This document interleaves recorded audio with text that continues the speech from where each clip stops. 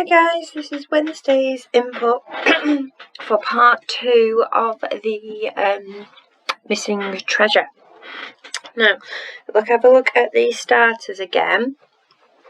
So first of all, you got 65 divided by 13. Pardon me. After that, we've got your mountain and duple stop method, short division method, if you're struggling with that.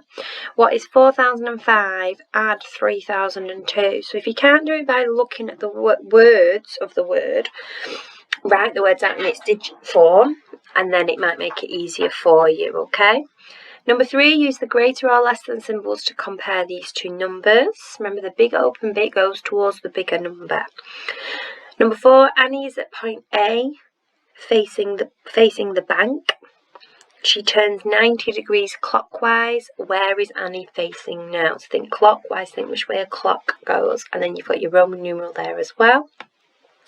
Second one, calculate 939 divided by 3. You should just be able to do that without using a written method, because all these digits here are multiples of 3.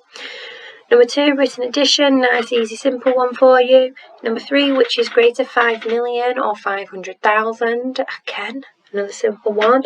And number 4, what is the size of the angle? Remember to read the right scale. Look at this angle that's been drawn here.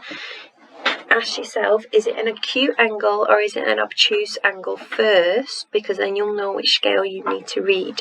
And then you've got your Roman numeral at the top, okay? Now, yesterday you should have done part 1 of the missing treasure, and you should have figured out clue 1 and clue 2. Now, if you did that correct, you would have been left with these islands. So the ones highlighted are the ones that you should have got rid of, and you should have been left with these, okay? So if you haven't, this is why I have done it, so then you're starting from the right point today. Okay, so clue 1 was that it was above 150 metres, so you had to get rid of anything that was below 150 metres, and then clue 2 was that the population was under 10,000, so you had to get any that had a population above 10,000, okay? So clue 3 says, answer the questions about the tide on the Mystery Treasure Island. Colour the answers in the table below. Rearrange the shaded words to find the third clue. So you have got a line graph, and it's to show the level of the island's tides when the tide comes in and out. Now you've got time across the top, and it's got in 24 hour at the top, and it's got in 12 AM and PM at the bottom. Now if you look at your tide level in metres, it's going up in 0.5 of a metre. Now you can zoom in, but the good thing about this is your answers are at the bottom. So if you're thinking, oh, I think it's 1.6, then it's probably going to be, it might be 1.7, okay? So it's going up in 0.5 in halves, but it's split into 5 equal parts, so each line is a point, okay? So if we were looking here at this one, it'd be 2.5, 2.6, 2.7, 2.8. So if you need to zoom in on your graph, okay? So the first question says, what is the height of the tide at 3 PM in the afternoon? So find 3 PM, go up, and then go across and see if you can measure that. So I'd be saying, right, okay, so it was 1.5, 1.6, 1.7, and keep going up until you meet the blue line. Number 2 was how many hours did it take for the ride, for the tide, to change from its lowest level to its highest level? So find where it was its lowest, which is going to be here, find where it was its highest, and work out how many hours that was. Number 3, what is the height of the tide at 7 PM? So again, go to 7 PM, go on up. Number 4, by how many metres did the tide level change between 2 PM and 8 PM? So find out what it was at 2 PM, find out what it was at 8 PM, and work out the difference in the height of the tide. And then you've got the same style question for number 5, but it's between 8 PM and 11 PM. Okay, now your answers, like I said before, are at the bottom here. So if you are getting an answer like 12 hours, that's not on there. Okay, so have another look and have another try, but your answers are here.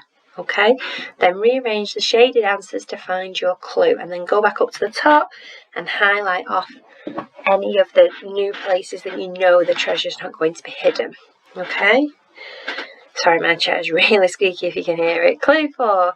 Order each set of numbers from smallest to largest. Take the largest number in each set and colour it in the table below. Rearrange the shaded words to find the final clue.